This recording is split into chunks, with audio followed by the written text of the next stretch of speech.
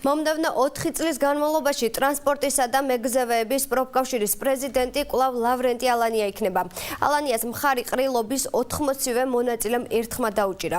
დღესვე აირჩიეს პროფკავშირის გამგეობის 9 წევრი. არჩევნები ტრანსპორტის მუშაკთა დღეს დაემთხვა. ამ დღეს აღსანიშნავად კი სფეროს დამსახურებულ წარმომადგენლებს სპეციალური ჯილდოები და სიგელები გადაეცათ. რუსთავში საქართველოს ტრანსპორტის პროფკავშირის პრეზიდენტის არჩევნები გაიმართა. არჩევნებში მონაწილეობის მისაღებად დელეგატები საქართველოს რეგიონებიდან ჩამოვიდნენ. პროფკავშირის პრეზიდენტობის ერთადერთი კანდიდატი ორგანიზაციის მოქმედი თავმჯდომარე ლავრენტი ალანია იყო, რომელიც დელეგატებმა ღია კენჭისყრის პრინციპით ერთხმად აირჩიეს. დელეგატების მიერ დარგობრივი პროფკავშირის პრეზიდენტის სხვა კანდიდატურა კენჭისყრაზე დასახელებული არ ყოფილა. როგორც ტრანსპორტის პროფკავშირების პრეზიდენტად არჩევის შემდეგ ლავრენტი ალანიამ განაცხადა, ორშაბათიდან ახალი შემართებით დაიწყებს საქმიანობას. პირველი საკითხი კი, რომელზეც ის საკუთარ გუნდთან ერთად დაიწყებს მუშაობას, ეგრეთ წოდებული მინივენების საკითხი იქნება. არც ერთი მინივენი საქართველოში ეს არის პირველი და მთავარი შეუნარჩუნდეს ყველა მწო სამუშაო ადგილი კერძო ტრანსპორტში, მუნიციპალურ ტრანსპორტში შეიცვალოს ტრანსპორტი, მეგზავეებს საკმარისი ხელფასი კონდეთ, იმიტომ რომ ოჯახები არჩინონ, საათ ვარ ბრძოლისათვის და ორშაბათიდან ვიწყებთ ახალი ტალღით ბრძოლას.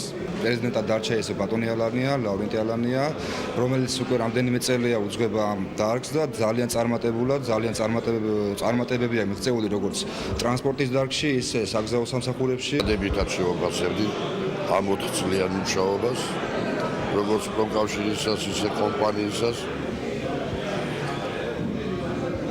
ეხლა ვერ ვიტყვით, რომ ევროპულ დონეზე განვითარდით, მაგრამ ნელ-ნელა ეტაპობრივად ყველაფერი ხდება იმისთვის, რომ ადამიანი იყოს დაფასებული, რაც თავარია.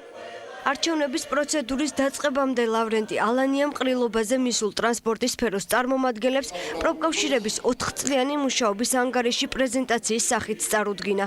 ყრილობას ტრანსპორტის სფეროს წარმომადგენლებთან ერთად რუსთავის საკრებულოს წევრებიც ესწრებოდნენ.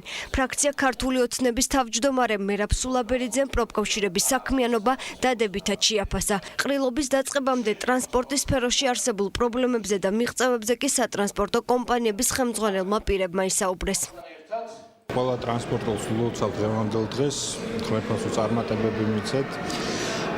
რაც შეეხება პროფკავშირების საქმიანობა შევაფასებ დადებითად და ვიმედოვნებ, რომ დასაქმებულსა და დამსაქმებულ შორის დიალოგი წარიმართება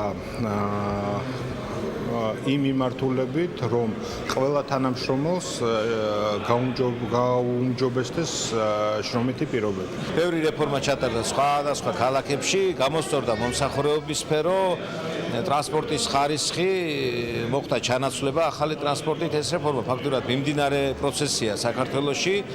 და რაც არ უნდა მტკივნეული იყოს, მაინც ბოლოში უნდა მივიდეს და მოვისმინეთ ანგარიში, რომელი ანგარიშითაც მე პირადად უფრო მეტი გავიგე, ვიდრე ვიცოდი. არჩევნების დასრულების შემდეგ ტრანსპორტის სფეროს წარმომადგენლებმა ტრანსპორტის მუშაკთა დღეც აღნიშნეს. ამ დღეს აღსანიშნავად სფეროს დამსახურებულ წარმომადგენლებს სპეციალური ჯილდოები და სიგელები გადაეცათ.